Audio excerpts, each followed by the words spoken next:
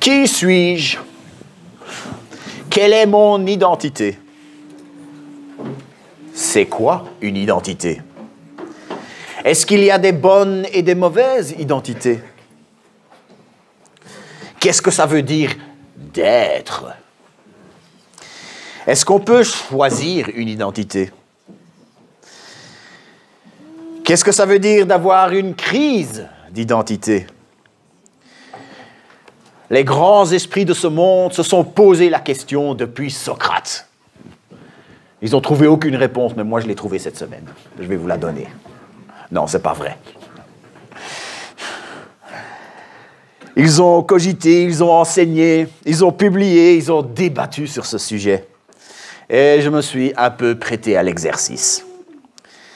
Je ne prétends pas avoir trouvé toutes les réponses, mais je pense avoir compris une implication spirituelle et pratique par rapport à la question de l'identité. C'est quoi une identité? Il y a plusieurs définitions. Tout dépend du contexte dans lequel le mot est utilisé. Quelques définitions du dictionnaire, c'est ce qui fait qu'une chose est la même qu'une autre, ou que deux ou plusieurs choses ne sont qu'une ou comprises sous une même idée. Deux vrais jumeaux se ressemblent presque parfaitement, on va dire qu'ils ont identité, qu'il y a identité. Dans le droit,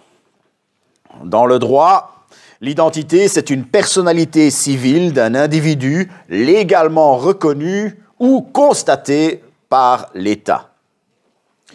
Ou l'État reconnaît que Martin existe. Ça donne à Martin quelques droits. Ça donne aussi à l'État le droit de réclamer toutes sortes de choses de la part de Martin.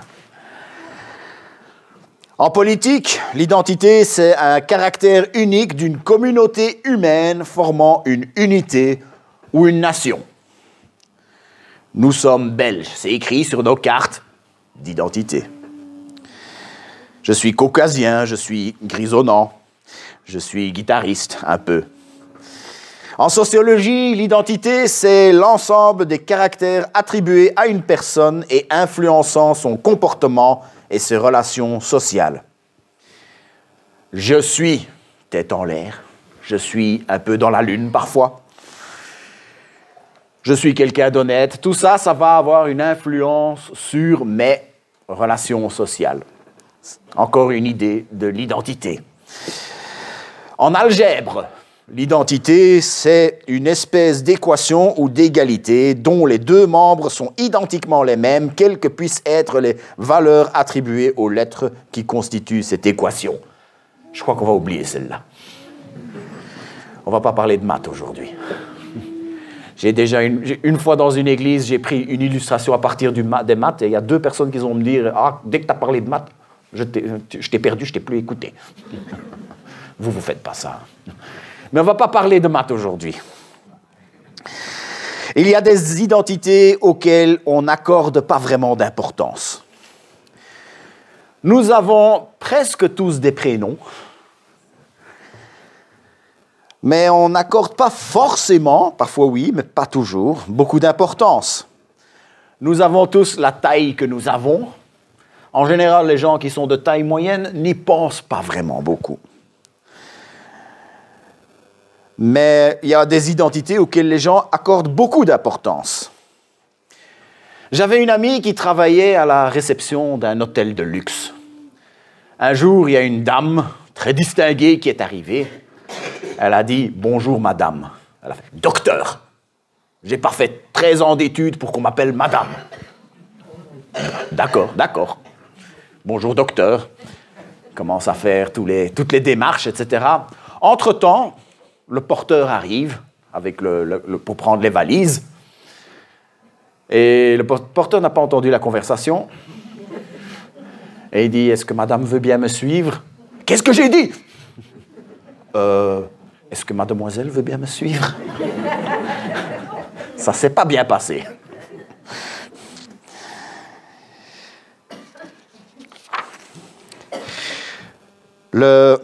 D'autres exemples du genre, et là je ne parle pas pour moi forcément, je suis étranger, je suis belle, je suis une star, Je suis un avocat. Je suis ponctuel. Je suis à l'écoute. Je suis sympathique.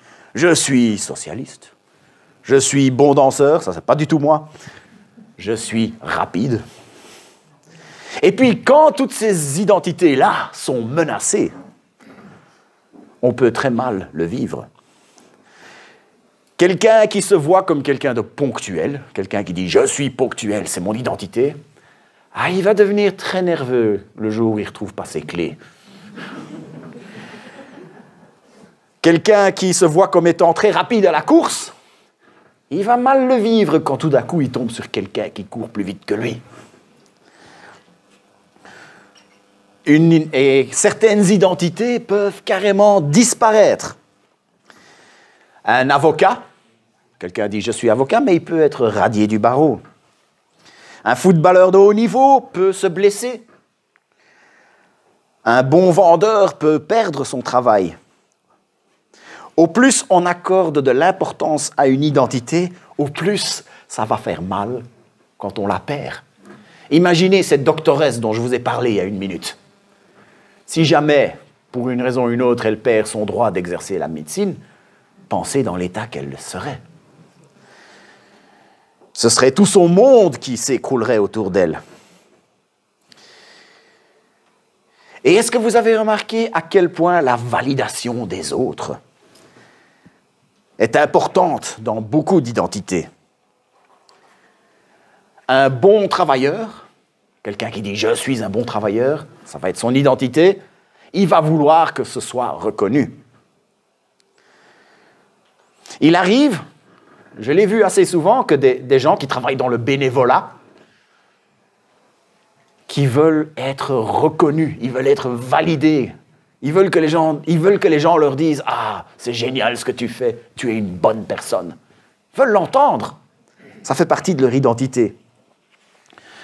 Une fois, j'ai accompagné un artiste à la guitare et il m'a donné 25 €. C'est le plus que j'ai jamais touché en tant que musicien. Mais je vous assure, je confesse, j'étais heureux parce que je voyais ça comme une validation, comme une reconnaissance. Et quand cette identité à laquelle on accorde l'importance ne reçoit pas la validation qu'on espère, ça génère de la tristesse, ça génère du découragement, parfois ça génère de la frustration et de la colère. Et si il existait une identité qui ne serait jamais menacée? Et s'il existait une identité qui ne dépend, mais alors là, pas du tout de la validation des hommes? Ce serait une identité qui mériterait qu'on accorde beaucoup d'importance. Et comme cette identité ne disparaîtrait jamais, ça voudrait dire que notre monde ne s'écroulera jamais.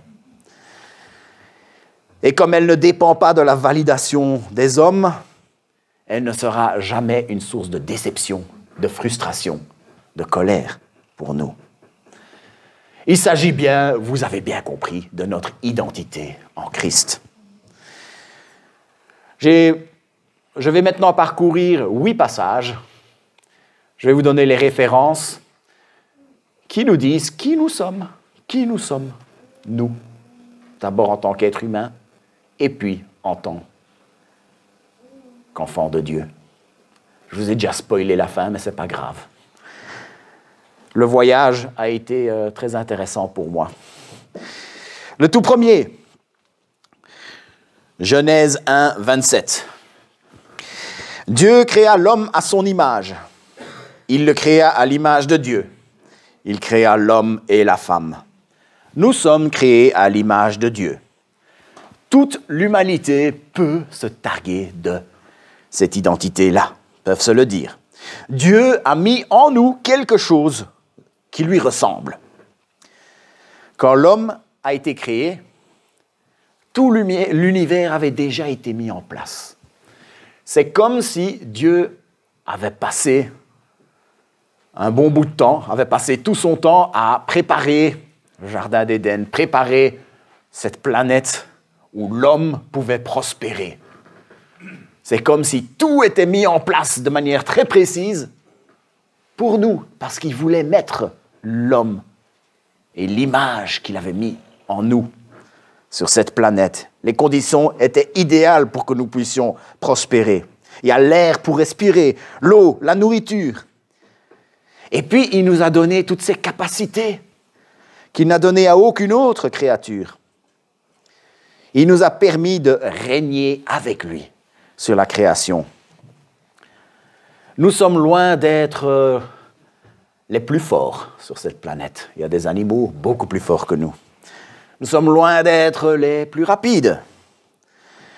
Nous n'avons pas de fourrure pour nous protéger du froid. Pas tous en tout cas. Nous avons une peau qui brûle facilement au soleil. Pourtant, nous avons réussi à contrôler notre environnement. Nous avons réussi à vivre aussi bien dans le désert que dans la toundra. Nous sommes les seuls à qui Dieu a donné la capacité de prendre des décisions sur des critères moraux. Voilà ce que ça veut dire d'être à l'image de Dieu. Et cela implique que nous avons une valeur toute particulière à ses yeux. Parce que s'il n'avait pas eu cet amour pour nous, il ne nous aurait pas créés à son image. Quelle est mon identité? Première réponse. Je suis créé à l'image de Dieu.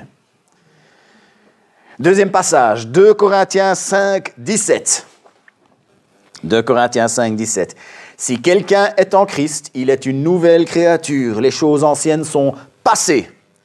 Voici, toutes choses sont devenues nouvelles. J'entends déjà venir la question. Et si c'est si génial que ça d'être créé à l'image de Dieu, comment se fait-il alors qu'il y a tellement d'exemples où l'humanité s'est bien plantée, où les hommes font les choses vraiment de travers? Bien, je vais vous le dire. Comme nous avons agi en dehors du plan de Dieu, ce qui est arrivé n'a pas été ce que Dieu avait promis. L'homme était censé être l'intendant de Dieu envers la nature, mais il arrive que l'homme détruit la nature. Et s'il arrive que l'homme détruit la nature, c'est parce que l'humanité est tombée dans le péché. Mais avec Jésus, tout change. Les dégâts du péché, ils sont encore là, nous vivons encore avec. Mais pas la conséquence ultime du péché. La mort, l'enfer, la séparation, le désespoir éternel. Tout ça nous a été enlevé à la croix. Christ fait de nous des nouvelles créatures. La domination et l'esclavage du péché ne sont plus. Toutes choses sont devenues nouvelles. La création originale, l'image de Dieu en nous a été tronquée. Il fallait que nous devenions une nouvelle création et c'est ce que nous avons en Christ. Quelle est mon identité? Deuxième réponse. En Christ, je suis une nouvelle création. Troisième passage, 1 Pierre 2, 9. Vous, au contraire, vous êtes un peuple choisi, des prêtres royaux, une nation sainte, un peuple racheté afin de proclamer les louanges de celui qui vous a appelé des ténèbres à sa merveilleuse lumière. Une fois qu'on est devenu une nouvelle création, il y a une série de privilèges qui arrivent. Et il y en a plusieurs ici, et je vais m'en focaliser sur un seul. Mais il est quand même important de tous les regarder. Dans une église comme dans la nôtre, on a la joie de pouvoir rencontrer des gens d'horizons très différents. Quand je parle avec bon nombre d'entre vous, je me rends compte à quel point vos pays natals sont chers à vos yeux. La fierté nationale, le patriotisme ne sont pas toujours des choses qu'il faut rejeter. Elles ont leur importance. Il est tout à fait normal de vouloir le bien du pays qui nous a vus naître. Mais n'oublions pas notre identité première, nous sommes une nation sainte. Si nous sommes purifiés, si nous sommes déclarés justes, si nous sommes déclarés saints, nous sommes des saints. Je sais que ça pourrait être bizarre de nous dire le matin en arrivant « Bonjour Saint-Freddy »,« Bonjour Saint-Yvonne »,« Bonjour Saint-Marcel ». On pourrait le faire, on ne va peut-être pas le faire, mais on pourrait, parce que nous sommes des saints, nous sommes saints. Et tous les saints, quand ils se réunissent, ils forment un peuple saint, une nation sainte, avec un sacerdoce. Et comme nous sommes rachetés, nous sommes qualifiés pour quoi faire? Pour adorer le Seigneur. D'ailleurs, c'est notre raison d'être en tant que peuple racheté. Celui d'adorer celui qui nous a sauvés. Je suis fier d'être belge. Je ne le cache pas. Être belge, ça fait partie de mon identité. Mais avant cela, il y a autre chose. Qui suis-je? Troisième réponse. Je suis citoyen d'un peuple d'adorateurs de Dieu. Quatrième passage, Galates 2:20. J'ai été crucifié avec Christ. Ce n'est plus moi qui vis, c'est Christ qui vit en moi. Et ce que je vis maintenant dans mon corps, je le vis dans la foi au Fils de Dieu qui m'a aimé et qui s'est donné lui-même pour moi. Ce que nous vivons dans notre corps fait partie de notre identité. En général, c'est négatif. On dit que quelqu'un, il est séropositif. On va dire, il est diabétique. Il est dyslexique. D'ailleurs, il est de bon ton de ne pas en faire son identité. Je me souviens d'un homme qui insistait qu'on ne dise pas de lui qu'il était un épileptique. Il voulait qu'on dise qu'il était une personne qui souffrait d'épilepsie. On fait les choses de cette manière-là. Mais parfois aussi, on demande aux gens d'assumer leurs identités quand il y a des choses qui ne vont pas dans leur corps. Aux AA, les alcooliques anonymes, dans les films, on fait croire que c'est systématique. Ce n'est pas systématique, mais c'est quand même assez coutumier. C'est qu'on leur demande de se présenter en disant « Je m'appelle ABX Germain, je suis alcoolique ». C'est ainsi pour les choses négatives, mais c'est la même chose pour la plus belle chose que nous vivons dans nos corps. Paul disait « Ce que je vis maintenant dans mon corps, je le fais dans la foi au Fils de Dieu. » Ah, il souffrait dans son corps. Il parlait de son écharde dans la chair. Mais c'était surtout Christ qui vivait en lui. Il le fait dans la foi au Christ de Dieu. C'est comme si nous étions sur la croix avec Christ. La signification de la croix, la douleur de la croix. Notre nature pécheresse est morte avec lui sur la croix. Et notre vie nouvelle est née avec lui dans la résurrection. Nous avons une nouvelle vie en lui. D'ailleurs, nous sommes au bénéfice de la signification de la croix, sans avoir à endurer la souffrance de la croix. La signification de la croix, c'est le pardon de nos péchés. Nous sommes au bénéfice de cela. Mais nous n'avons pas eu à subir la souffrance de la croix, puisque Jésus a tout payé.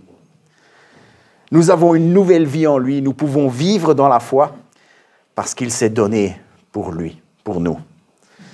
Qui suis-je? Quatrième réponse. Je suis quelqu'un qui a Christ qui vit en lui. Cinquième passage, Éphésiens 2:10. En réalité, nous sommes son ouvrage. Nous avons été créés en Jésus-Christ pour des œuvres bonnes que Dieu a préparées d'avance afin que nous les pratiquions. Notre identité est en Christ, mais ce n'est pas seulement pour faire joli. Ce n'est pas juste un truc sympa. Il y a des objectifs à tout cela. Et comme nous l'avons vu plus tôt, nous sommes une nation sainte pour proclamer ses louanges, mais ce n'est pas tout. Nous sommes tous des œuvres d'art.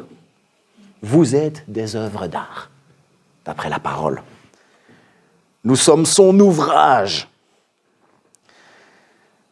La rédemption du péché, c'est une œuvre grandiose de notre Seigneur. Il est dit que même les anges sont intrigués de cela. J'aime beaucoup l'émission sur National Geographic, Mégastructure, où on vante les mérites de ces gens qui ont créé ces ouvrages grandioses. Franchement titanesques, des gratte-ciels, des barrages, des tunnels.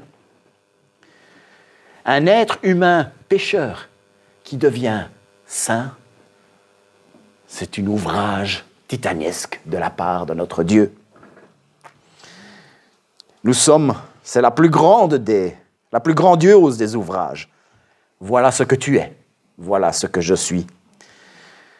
Et tous les grands ouvrages titanesques, ils ont une fonction.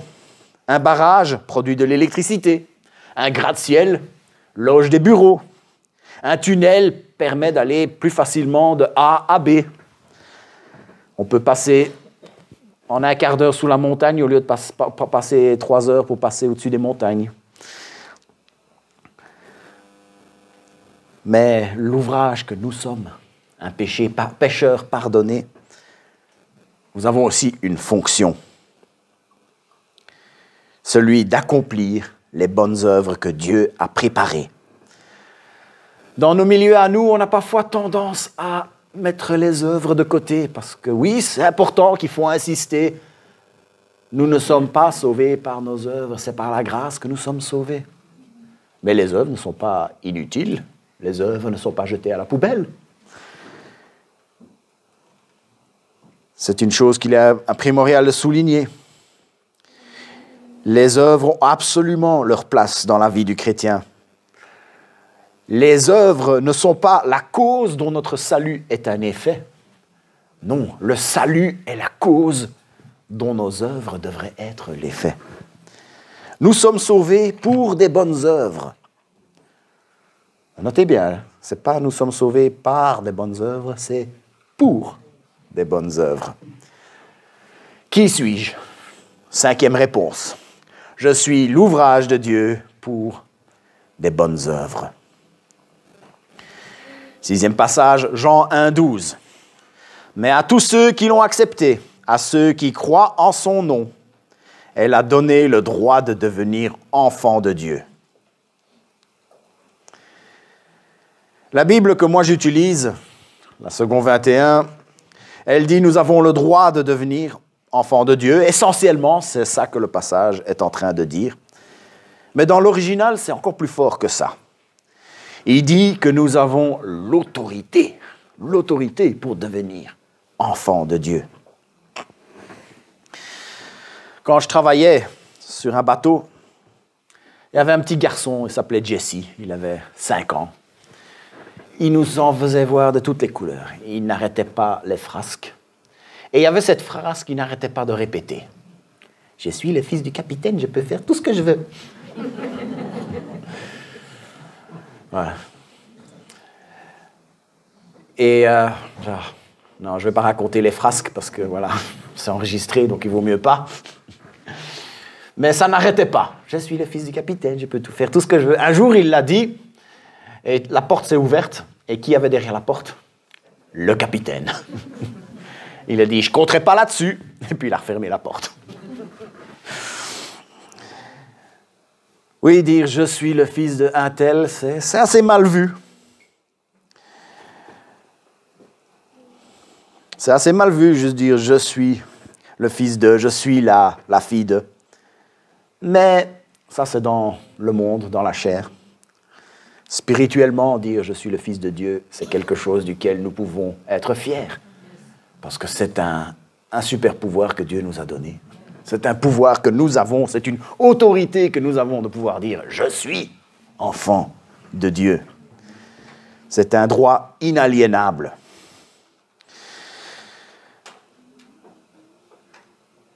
Mais quand il n'en est pas ainsi, si tu l'as reçu, si tu crois en son nom, Dieu t'a donné le pouvoir. Tu as le pouvoir, tu as l'autorité. J'ai toujours trouvé que c'était peut-être la façon la plus simple d'exprimer l'idée. Peut-être que la chose la plus importante que je dois retenir par rapport à mon identité, c'est pour ça que je l'ai mis en all caps, en majuscule. Qui suis-je? 6e réponse. Je suis enfant de Dieu. 7e passage, 1 Corinthiens 6, 17. Vous êtes le corps de Christ, vous êtes ses membres, chacun pour sa part. Mon identité est liée à la vôtre. Parce que nous sommes membres du même corps, nous sommes membres du corps de Christ. Nous avons tous une part différente, mais nous faisons partie du même corps. Je suis toujours triste quand des gens s'isolent du corps de Christ. C'était comme si on penserait à une main qui vit tout seul, sans bras, sans corps attaché. La famille Adams, c'est de la fiction. La main qui se balade, la chose.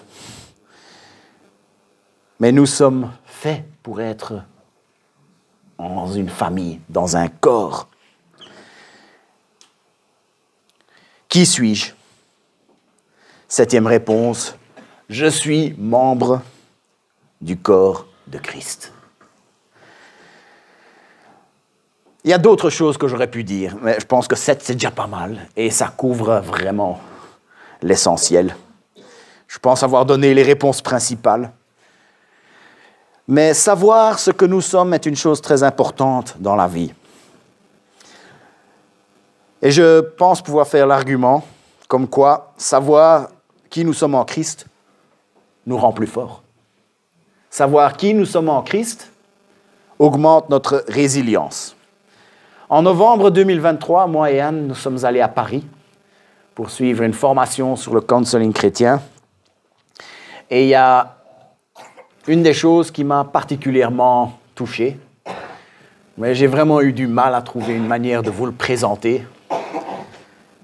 Mais je pense avoir trouvé quelque chose maintenant. Il y a une chose, c'était il y a 4 mois, c'est seulement maintenant que je pense que j'ai trouvé une manière de le présenter. La résilience, c'est notre capacité à surmonter les chocs traumatiques. On le voit, certaines personnes vivent des choses plutôt anodines et se trouvent complètement écrasées, complètement anéanties. Ça veut dire qu'ils ont peu de résilience. D'autres vivent des choses absolument abominables, effroyables, mais ils arrivent à tenir le coup. Et ce qu'on dit d'eux, c'est qu'ils ont une bonne résilience. Et au début des années 2000, il y a un chercheur américain du nom de Eric Seligman. Il travaillait à l'armée américaine. Il a effectué des recherches assez approfondies pour trouver comment augmenter la résilience des soldats américains. Et le fruit de ces recherches a été une liste de 6, ce qu'il appelait les malatitudes, qui réduisent la résilience. Mathieu Caron, le conseiller biblique qui donnait ce cours, a dit que ce chercheur, il n'est pas chrétien. Il était québécois, mais je vous épargne l'accent. Il disait, ce chercheur n'est pas chrétien, mais il n'a fait que de redécouvrir ce que la Bible nous dit depuis des millénaires. Il a traversé point par point en nous montrant comment il ne faisait que de répéter des vérités bibliques. Si vous voulez tout le développement, je peux vous l'envoyer.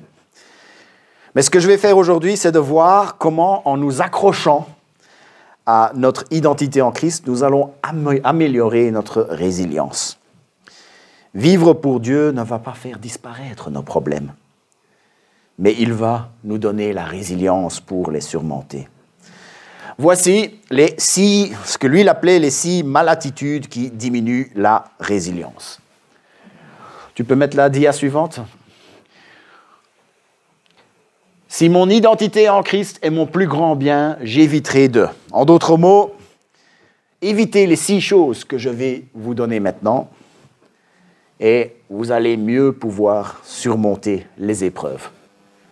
Et ça ira encore mieux si on le fait en s'appropriant de notre identité en Christ. La première, vivre en porte-à-faux avec ses valeurs et le sens profond de la vie.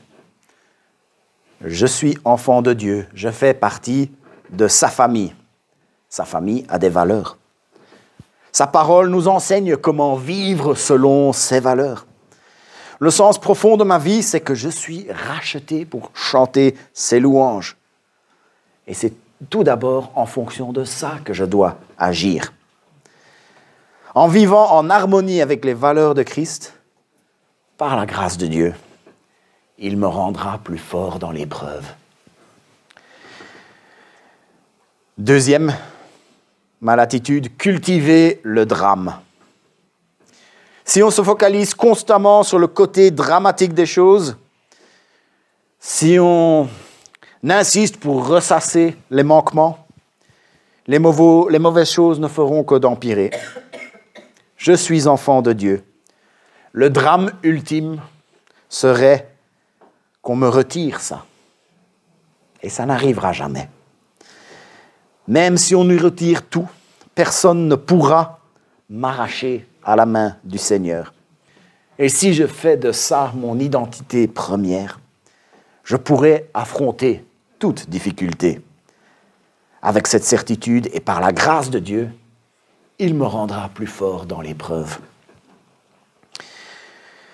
Troisième point, cultiver une image de victime.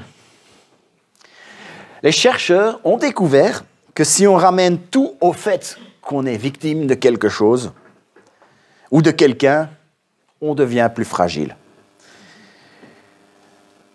Et dans la vie, je ne vais pas trop parler de la vie de tous les jours, la psychologie. Il y a bien assez de monde qui le font dans le monde. Mais c'est ce qui arrive quand on ne parle que des péchés subis et qu'on oublie les péchés commis. Bien comprendre mon identité en Christ veut aussi dire que je comprends que j'étais un pécheur méritant l'enfer. Les offenses que moi j'ai subies ne sont rien par rapport à l'offense que j'ai fait subir à Dieu par mon péché. Pourtant, il m'a pardonné. Pourtant, il a été prêt à faire le sacrifice ultime pour qu'aujourd'hui, je puisse dire « Alléluia, je suis sauvé ». Un pécheur pardonné est un ouvrage grandiose du Père. Et en nous rappelant régulièrement cette vérité, nous allons beaucoup moins cultiver notre image de victime. Et par la grâce de Dieu, il nous rendra plus forts dans l'épreuve. Mener une vie unidimensionnelle, centrée uniquement sur soit la santé, soit le travail, soit les relations. Nous avons besoin de tous les trois. Quand on centre sa vie sur une seule chose, le problème, c'est, l'expression en français, c'est mettre tous les œufs dans le même panier. Si cette chose disparaît, c'est tout notre monde qui s'écroule. Quand j'ai passé mon examen d'usinage sur les tours et les fraiseuses en Angleterre, il y avait un vieux monsieur qui se baladait, qui donnait des conseils à tous les autres étudiants. Moi, j'étais le seul qui était en examen, il n'avait pas le droit de me parler, mais il donnait des conseils. Et on m'a expliqué que ce monsieur, c'était un des anciens profs qui avait justement conçu tout l'atelier et qui avait été prof pendant une trentaine d'années. Et qu'ensuite, il avait pris sa pension, ça faisait déjà 5 ans qu'il a pris sa pension, et il revenait presque tous les jours. Et mes instructeurs, ils disaient, malheureusement avec un peu de mépris, cet atelier, c'est sa vie. Quand on perd quelque chose dans lequel on a mis toute son identité, tous ses efforts, c'est tout le monde qui s'écroule. La parole de Dieu nous parle de devoirs que nous avons dans pas mal de domaines de la vie. Les devoirs envers notre famille, envers les frères et sœurs, envers la société, envers nous-mêmes pour notre santé, envers notre travail. Ce sont tous pour les enfants de Dieu. Si tout dépend de notre famille, on va devenir plus faible. Si tout dépend de la santé, on va devenir plus faible. Si tout dépend de notre travail, on va devenir plus faible. Dieu encourage ses enfants à nous donner dans beaucoup de domaines de la vie. Et puis, faire de notre identité d'enfant de Dieu le centre de notre vie. Par la grâce de Dieu, cela nous rendra plus forts. Attendre un événement pour être heureux. Je serai heureux quand j'aurai mon diplôme, quand j'aurai mon boulot, quand j'aurai ma voiture, quand je me marierai, j'en passe, c'est des meilleurs. Les études ont démontré que si on vit comme ça, à toujours attendre un truc qui va nous rendre heureux plus tard, ça va nous rendre plus faibles. Ça va nous donner, on va avoir plus de difficultés à affronter les épreuves. La parole de Dieu nous encourage à garder nos yeux fixés sur Jésus. Si je fais de mon identité en Christ mon plus grand bien, je ne serai pas en train d'attendre des éléments futurs sur terre pour espérer la joie. Si je fais de mon identité en Christ mon plus grand bien, c'est de lui que dépendra ma joie. Ma joie ne dépendra plus de ce que j'attends de ce monde. Et tout cela finira par me rendre plus fort. Le dernier, c'est cultiver l'évitement. Le bonheur et la résilience ne résident pas dans la zone de confort. On dit que quand un os se casse et qu'il se répare, les infirmières me confirmeront ou alors me diront « tu racontes des bêtises, peu importe ». J'ai lu que là où ça se répare, ça devient beaucoup plus fort. Même chose quand on ne fait pas d'exercice physique, donc on n'a pas de stress sur le corps, c'est tout le système qui se met à se dégrader. C'est ce qui se passe quand on ne fait jamais rien d'inconfortable. Les études ont démontré que c'est la même chose pour la santé psychologique. Un peu de stress, pas trop, rend résilient. Jésus voulait notre bien quand il a dit qu'il faut prendre notre croix pour le suivre. Jésus savait ce qu'il disait quand il disait qu'il ne faut que si on le suit, il ne fallait pas préférer son père et sa mère. Jésus nous demande une dévotion absolue et courageuse. Et c'est quelque chose qui va être anxiogène, mais qui, selon les études, semble être bénéfique pour la résilience. Si je fais de mon identité en Christ mon plus grand bien, la dévotion absolue et courageuse envers lui deviendra tout à fait naturelle. Et elle va nous rendre plus forts. Dans son livre « Dieu et l'Évangile », John Piper a dit ceci. « La question qui détermine si votre vie demeure centrée sur Christ et fidèle à l'Évangile est la suivante. Vous sentez-vous plus aimé parce que Dieu fait grand cas de vous ou parce qu'au prix du sacrifice de son Fils, il vous donne la possibilité et la joie de faire éternellement grand cas de lui. Votre bonheur repose-t-il sur le fait que la croix de Jésus-Christ témoigne de la valeur de votre âme ou sur le constat que ce sacrifice représente le moyen qui vous permet à jamais de prendre plaisir en un Dieu inestimable? Bref, la gloire de Dieu en Christ constitue-t-elle le fondement de votre joie? Je suis Martin Philippe Braquer. Philippe, vous pouvez dire Philippe aussi, ou vous pouvez oublier, c'est bon aussi. Je suis marié à Anne, je suis papa de Siméon, Joshua, Abigail. Je suis pasteur, je suis un peu guitariste, je suis belgo-anglo-suisse. Je suis quadragénaire encore pour 3 mois. Si je perdais certaines de ces choses, ce ne serait pas grave, mais certaines de ces choses, si je les perdrais, je serais vraiment très malheureux. Par la grâce de Dieu, je peux même espérer garder certaines de ces choses toute ma vie. Mais avant tout cela, n'oublions pas, nous sommes créés à l'image de Dieu. Nous sommes des nouvelles créatures. Nous sommes des citoyens d'un peuple d'adorateurs. Nous sommes des hommes et des femmes qui avons Christ qui vit en nous. Nous sommes l'ouvrage de Dieu pour les bonnes œuvres. Nous sommes membres du corps de Christ. Nous sommes enfants de Dieu. Nous sommes enfants de Dieu. La voilà, notre identité. Il faut se le rappeler chaque jour. Il faut se le rappeler chaque fois que l'épreuve frappe à notre porte. Parce que c'est cette identité-là qui nous rendra plus forts par la grâce de Dieu. Prions. Seigneur, notre Dieu, nous voulons te remercier pour ce sacrifice qui montre à quel point tu as fait grand cas de nous. Et Seigneur, nous te remercions pour ce privilège de pouvoir faire grand cas de toi. Seigneur, nous voulons te remercier pour cette nouvelle identité que nous avons en toi. Merci parce que tu vis en nous. Merci parce que nous avons le privilège de devenir un peuple d'adorateurs. Merci pour l'ouvrage que nous sommes en vue de bonnes œuvres. Seigneur, rappelle-nous que nous sommes tes enfants, que ce soit notre plus grand bien. Seigneur, quand l'épreuve frappe à la porte, rappelle-le-nous que nous sommes tes enfants et que par ta grâce, nous puissions devenir plus forts. Merci parce que ta joie est notre force. Au nom de Jésus, Amen.